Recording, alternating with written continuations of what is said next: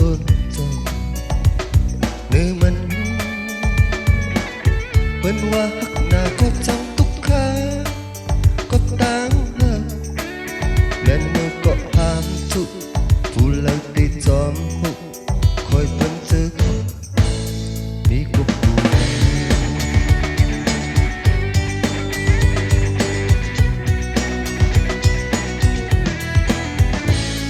có sum hắc hà đang ngâm ngần lấp sừng mơ phong năn bông mong bơ đi leo mình mong men ngon hát đi chấp sâu đi kết duyên nên nơi có ham sự phù lâu đi xóm hụ khói bên côn đi cục cù hà như như âm niệm chơi đâu cuối cùng bên chơi giống nhân người tam hết mới giàu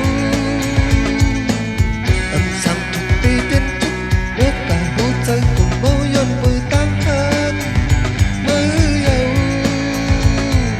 mây hấp hay ốc hà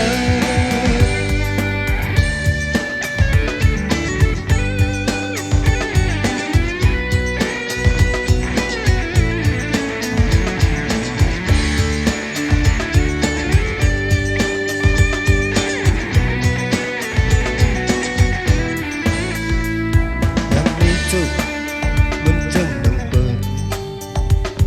mãi câu ta hắc luôn ốc luôn trời nếu mình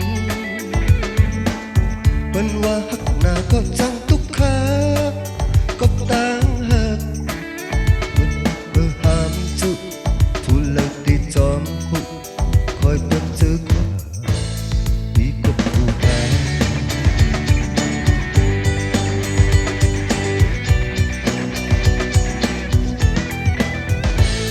nhằm đi trụ muốn đường hơn lấp sừng mơ phong năn bông mau bờ hà đi leo mình mong men ngon hát đi chấp sao đi kết duyên bên mơ có ham trụ phù lâu đi xóm hụ khói bên